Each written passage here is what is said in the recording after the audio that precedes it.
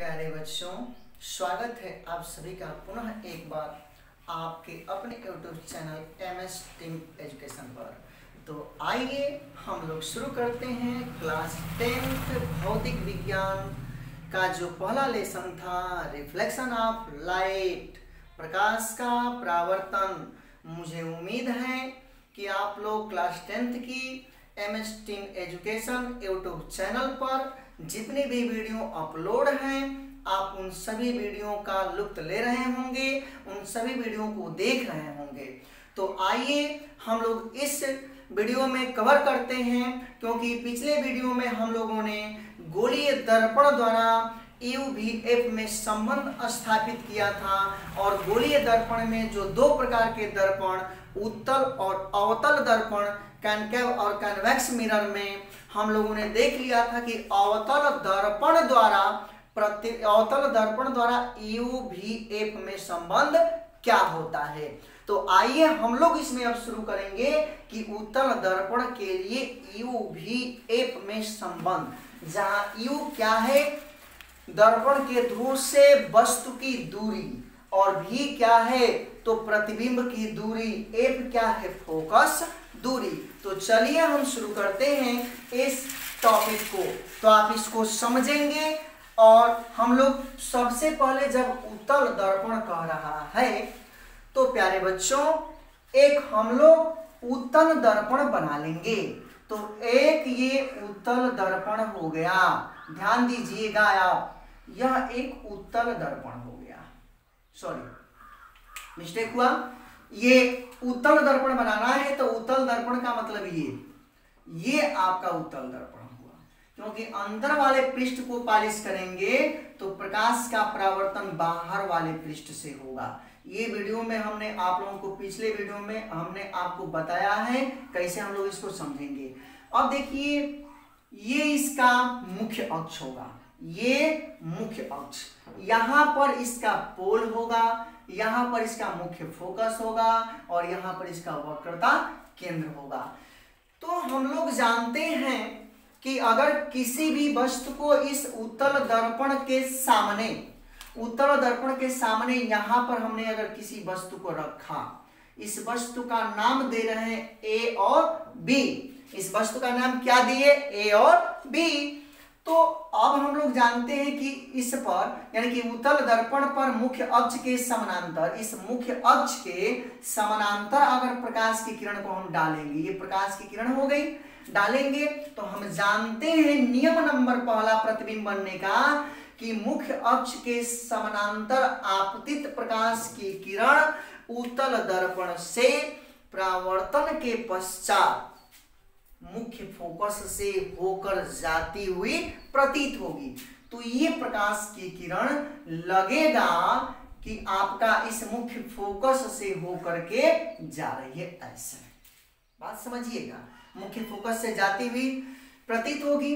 अब देखिए तो एक तो किरण इधर चली गई, एक और नियम जानते हैं इसके, वक्रता केंद्र की ओर आती हुई प्रतीत होने वाली। अगर प्रकाश की किरण को ऐसा हम डाल दें कि ये लगे किरण, कि ये किरण आपकी वक्रता केंद्र की ओर आ रही है, सपोज ऐसे, यानी यहां से अगर हम प्रकाश की किरण को ऐसे डाल देंगे, तो जब हम ऐसे डाल देंगे तो ध्यान दीजिएगा ये प्रकाश की किरण जा रही है, तो ये वक्रता केंद्र की ओर आती हुई प्रतीत होने वाली प्रकाश की किरण परावर्तन के पश्चात पुनः उसी मार्ग में वापस लौट जाती है। तो ये प्रकाश की किरण यहां से पुनः वापस लौट जाएगी, यानी कि ये ऐसे। हम क्या देख रहे हैं बच्चों कि यहां पर एक दूसरे को ये यहीं पर काट रही हैं दोनों किरणें।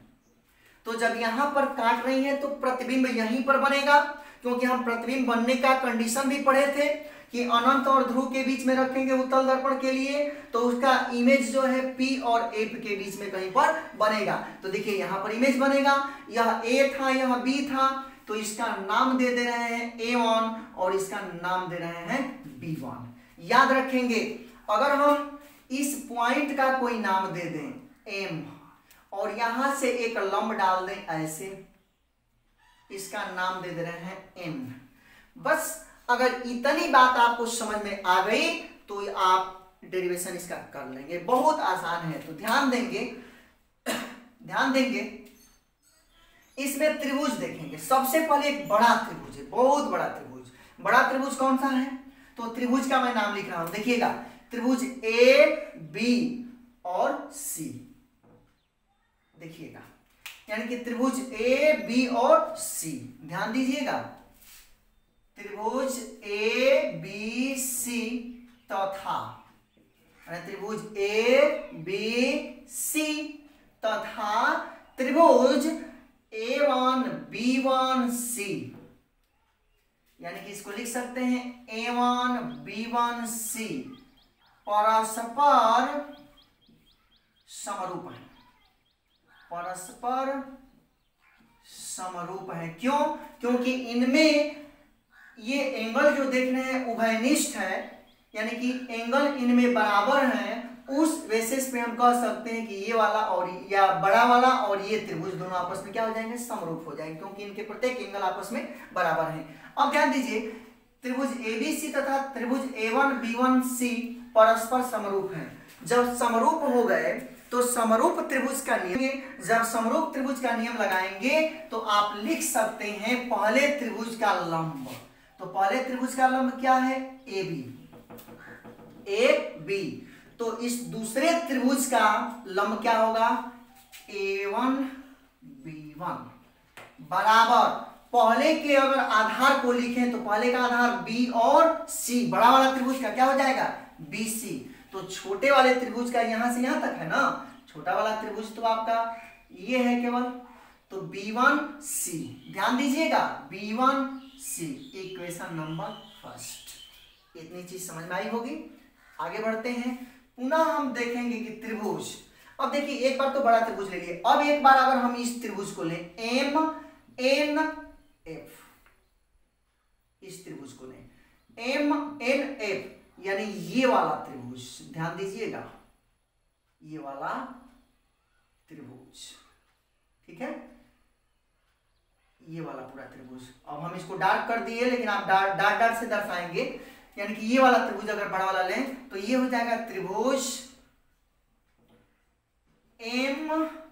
MNF, त्रिभुज MNF तथा त्रिभुज MNF तथा इसी में एक और छोटा सा त्रिभुज है विद्यार्थियों, ये वाला देखिए, ये त्रिभुज माने A1 B1 F, A1 B1 F, ये दोनों त्रिभुज भी क्या होंगे?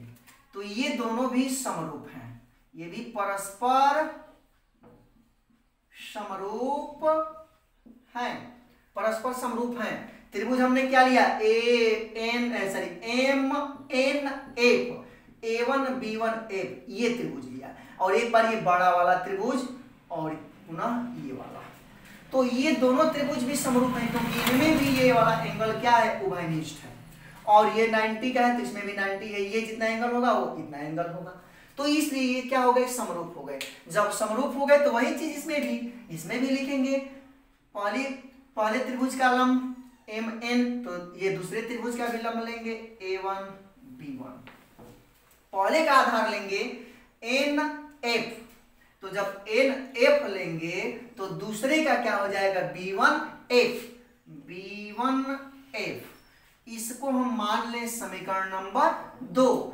अब देखिए, जहां MN है, ये MN, तो जब ये और ये दोनों परस्पर समानांतर हैं तो ये जितना लंबा होगा उतना ही ये भी होगा।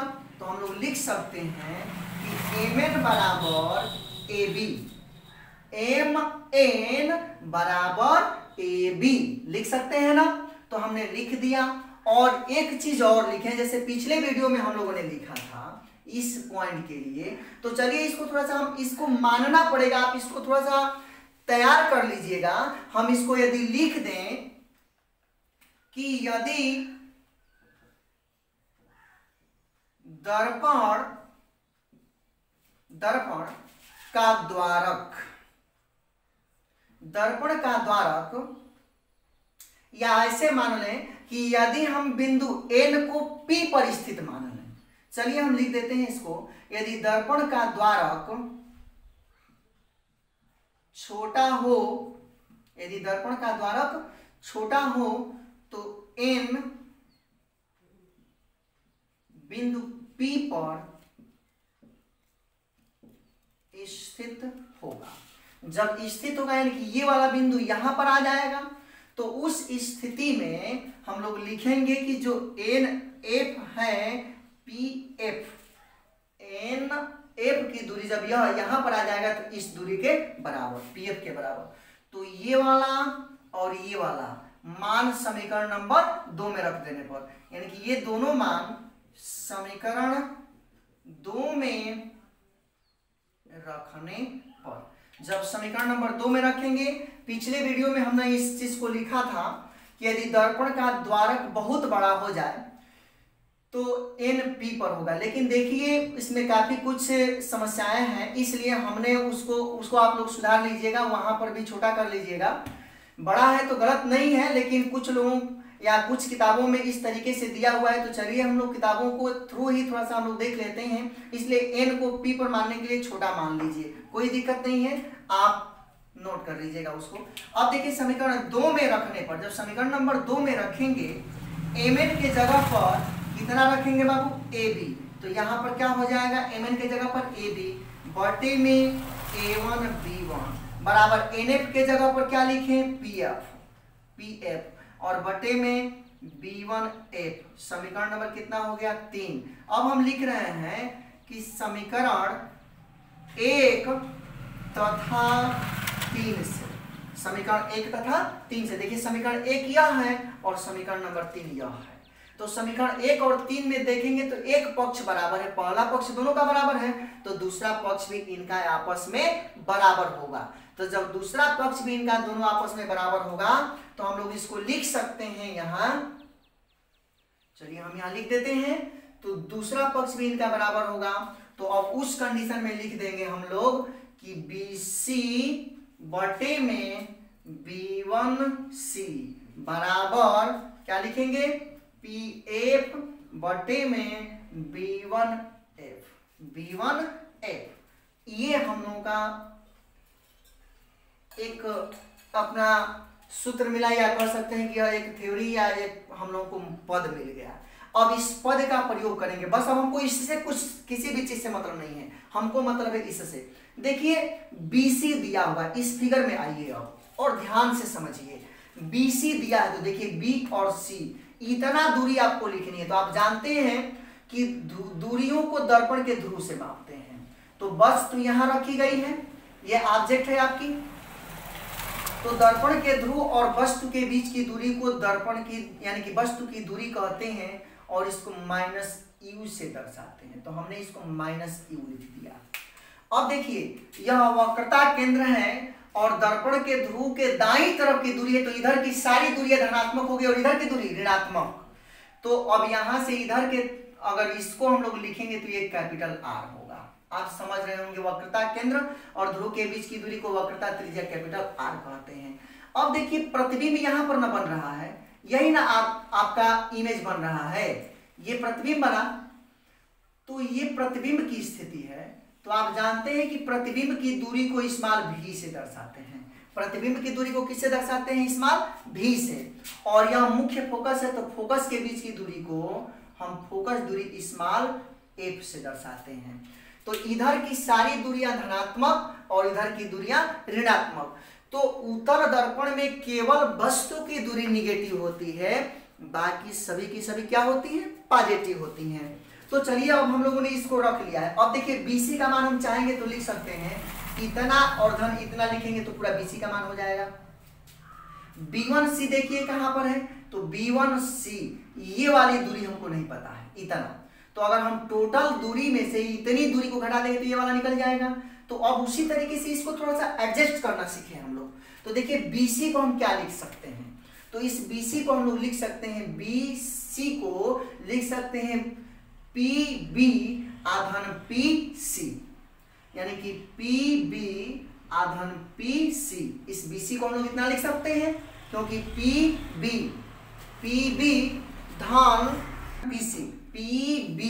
धन PC माने टोटल ये दूरी बराबर दो भागों में इसको जोड़ दिए, अब नीचे वाला मान B1C, B1C ध्यान दीजिए जहां मैं मार्कर रख रहा हूं B1C, इतनी दूरी हम लोगों को पता नहीं है।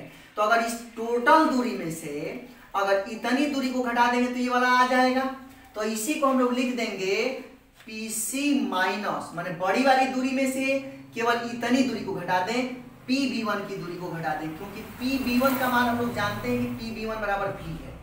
इतना हो गया तो हम लोग B1C को भी हल कर लिए।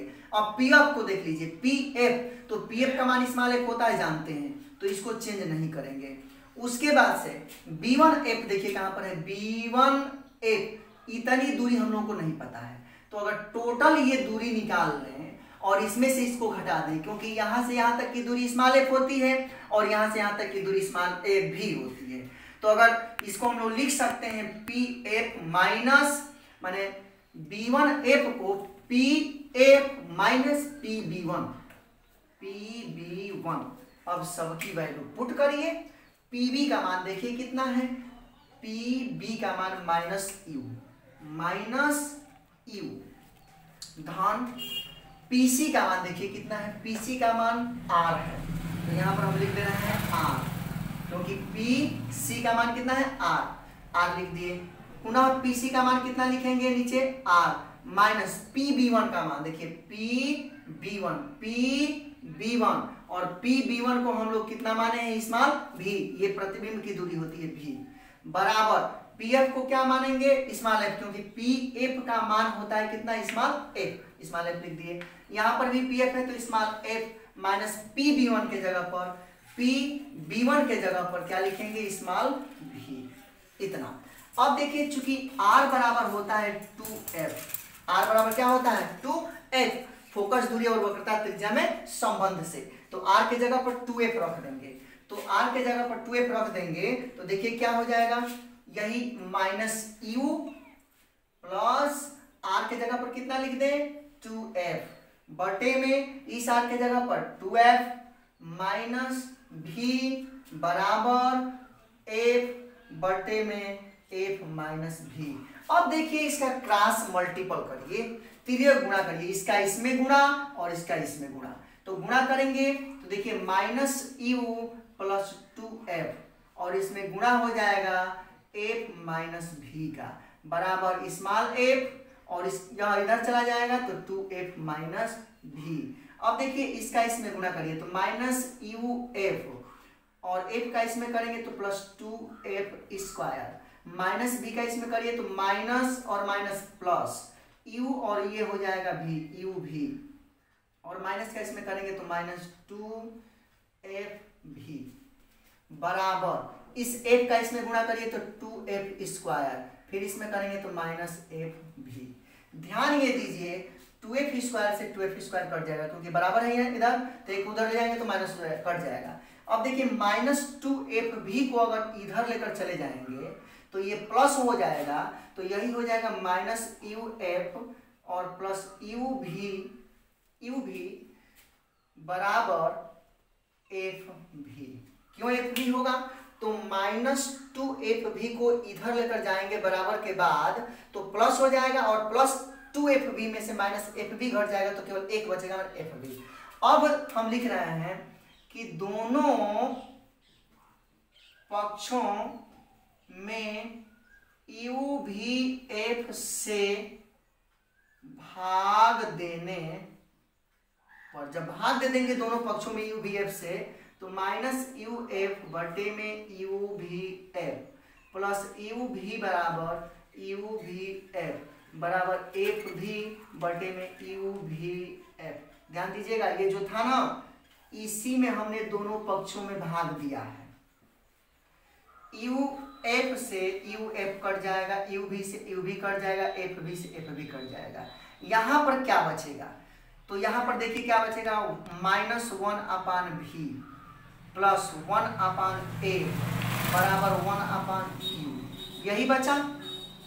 तो इसमें माइनस 1/u को इधर लेकर के चले जाइए, तो लेकर के चले जाएंगे तो 1/f इक्वल टू 1/v और प्लस 1/u, 1/f बराबर 1/v प्लस 1/u हम लोगों ने डेरिवेशन कर लिया, क्योंकि उत्तल दर्पण के लिए u v में जो संबंध होता है वह संबंध यही होता है, और हम लोगों को यही डेरिवेशन करना था, तो हम लोगों ने प्रूव कर लिया।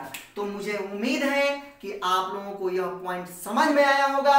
आप इसको बिंदुवार क्रम से इसको देखिए, और एक बार अगर आप इसको सनसनी निगाहों से देख लिए, समझ लिए, तो मैं ऐसे बता सकता हूं कि आप सभी लोग इसको बना सकते हो, और इसमें कहीं पर किसी को कोई दिक्कत नहीं होगी।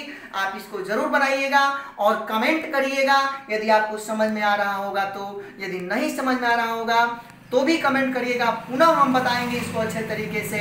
तो आप पहले इसको नोट कर लीजिए या इसका स्क्रीनशॉट ले लीजिए।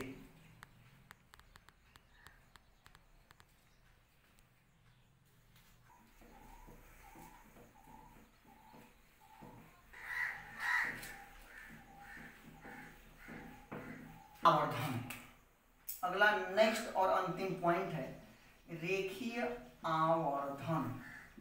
रेखीय आवर्धन क्या है? लीनियर मैग्नीट्यूड क्या है? रेखीय आवर्धन, तो रेखीय आवर्धन किसी वस्तु द्वारा बनने वाले प्रतिबिंब की लंबाई, माने किसी दर्पण पर बनने वाले प्रतिबिंब की लंबाई तथा वस्तु के लंबाई के अनुपात को हम कहते हैं रेखीय आवर्धन। और यह रेखीय आवर्धन जो होता है, यह रेखीय आवर्धन को स्मॉल m से दर्शाते हैं, और रेखीय आवर्धन स्मॉल m बराबर प्रतिबिंब की लंबाई बटे में वस्तु की लंबाई। ये अगर इनकी लंबाई को, प्रतिबिंब की लंबाई को h डैश और वस्तु की लंबाई को h से दर्शा दें, तो इसी को हम ऐसे भी लिख सकते हैं h डैश बटे में h। यानी कि यदि वस्तु की लंबाई को h मान लें, ऊंचाई h मान लें, तो प्रतिबिंब की जो ऊंचाई हो जाएगी h डैश, इतना। या इसी को ऐसे भी लिख सकते हैं स्मॉल m बराबर, यदि प्रतिबिंब को I लिखें, I, तो लंबाई को यानी कि वस्तु को हम लोग लिखेंगे RZO, I/O, या इनकी दूरियों के रूप में लिख लें तो दर्पण के ध्रुव से वस्तु की लंबाई को U कहते हैं और प्रतिबिंब की लंबाई को V कहते हैं, प्रतिबिंब की दूरी को V कहते हैं। तो इसी को small m equal to I/O बराबर V/U, ये बहुत इंपॉर्टेंट सूत्र है, और इस सूत्र पे हम लोगों को बहुत सारे क्वेश्चन मिलेंगे। माने स्मॉल m बराबर I/O बराबर V/U, इस पे बहुत सारे क्वेश्चन आपको हल करने के लिए मिलेंगे। जैसे मैं एक क्वेश्चन आपको लेता हूं, तो आप पहले इसको नोट कर लीजिए, और एक मैं क्वेश्चन इस पे बताता हूं आपको, तो थोड़ा सा नोट करिए। दर्पण पर 20 सेमी की दूरी पर स्थित 1 सेंटीमीटर लंबी वस्तु का प्रतिबिंब 30 सेंटीमीटर की दूरी पर बनता है, तो प्रतिबिंब की लंबाई तथा आवर्धन ज्ञात करो। तो सबसे पहले जो चीज दिया है लिख लेते हैं। अवतल दर्पण पर 20 सेंटीमीटर की दूरी पर, तो देखिए 20 सेंटीमीटर की दूरी पर वस्तु रखा है, तो वस्तु की दूरी को हमेशा क्या लिखते हैं? माइनस, और अवतल दर्पण के लिए सभी का मान निगेटिव होता है, तो U बराबर -20 सेंटीमीटर। अब कह रहा है कि स्थित 1 सेंटीमीटर लंबी वस्तु, तो वस्तु की लंबाई को हम O से दर्शाते हैं, ऑब्जेक्ट 1 सेंटीमीटर है। अब कह रहा है कि प्रतिबिंब 30 सेंटीमीटर की दूरी पर बन रहा है, तो प्रतिबिंब को दर्शाते हैं प्रतिबिंब की दूरी को V से, माने यहां कितने सेंटीमीटर पर? 30 सेंटीमीटर पर, माइनस ही होगा। अब कह रहा है कि प्रतिबिंब की लंबाई कितनी होगी, माने प्रतिबिंब कितना लंबा बनेगा। प्रतिबिंब माने I का मान पूछ रहा है, इमेज बराबर क्या होगा, और आवर्धन स्मॉल m बराबर भी क्या होगा, ये चीज हमको दिया हुआ है और बाकी चीजें पूछ रहा है। तो चलिए हम लोग सूत्र जानते हैं आवर्धन के लिए। रेखीय आवर्धन के लिए जो सूत्र होता है m बराबर I/O, I दिया है, O नहीं दिया है, m भी पूछा है, अब ध्यान दीजिए m बराबर I/O बराबर V/U, इसका प्रयोग करेंगे। तो इसका जब हम लोग प्रयोग करेंगे तो लिख सकते हैं I/O बराबर V/U। अब जो जो मान दिया है रख दीजिए। I का मान निकालना है तो I रहने दीजिए, O का मान दिया है, O का मान कितना दिया है 1, तो यहाँ पर लिख देंगे 1। V का मान कितना दिया है -30, तो -30, और बटे में U का मान कितना दिया है -20, तो -20, ये कट जाएगा। तो ये हो जाएगा 30/20 यानी कि 1 0 से 1 0 भी कैंसिल हो जाएगा। तो I बराबर I/1 बराबर 3/2। अगर 1 का इसमें गुणा कर देंगे तो I बराबर हो जाएगा I बराबर 3/2, माने 3 में 2 से डिवाइड करेंगे तो 1.5, यानी कि 1 सेंटीमीटर लंबी वस्तु का प्रतिबिंब कितना बड़ा बनेगा, तो 1.5 गुना बनेगा, 1.5 गुना। अब देखिए I का मान हम लोगों ने निकाल लिया। अब पहला क्वेश्चन तो हो गया, प्रतिबिंब की लंबाई निकल गई, I का मान यहां से। अब कह रहा है कि आवर्धन स्मॉल m बराबर, तो स्मॉल m बराबर I/O निकालो या V/U, तब भी मान सेम आएगा। तो I/O निकाल लीजिए। I/O निकालेंगे तो I का मान कितना है 1.5 और O का मान कितना है 1, यानी कि ये हो जाएगा 1.5। और ध्यान दीजिए अगर V/O से V/U से निकालेंगे तो यह भी कितना हो जाएगा 30/20, माइनस माइनस कट जाएगा, यानी कि यह भी 1.5 ही होगा। तो हम लोगों ने क्या देखा, आवर्धन का मान, देखिए आवर्धन जो होगा 1.5 और प्रतिबिंब की लंबाई कितनी होगी, ऊंचाई कितनी होगी 1.5 होगी। तो आपने इस क्वेश्चन को देखा। तो चलिए आप अब इस लेसन के जितने भी क्वेश्चन होंगे उन सभी प्रश्नों को बनाने का प्रयास करेंगे। अगले वीडियो में जितने भी क्वेश्चन होंगे हम सारे क्वेश्चनों को टच करेंगे, बनाएंगे। तो आज इस वीडियो में बस इतना ही। आप इसे पढ़ें और इतने को तैयार कर लीजिए और एक बार पूरे लेसन को दोहरा लीजिए और दोहरा करके कमेंट करिए कि आपको कहाँ पर प्रॉब्लम हो रही है, और उस टॉपिक को पुनः मैं बताऊंगा। तो अब हम लोग अगले वीडियो में क्वेश्चन बनाएंगे और देखेंगे कि इसके क्वेश्चन कैसे हैं। तो आज इस वीडियो में इतना ही। आप लोग मन लगा करके पढ़ते रहिए। तो तब तक के लिए धन्यवाद।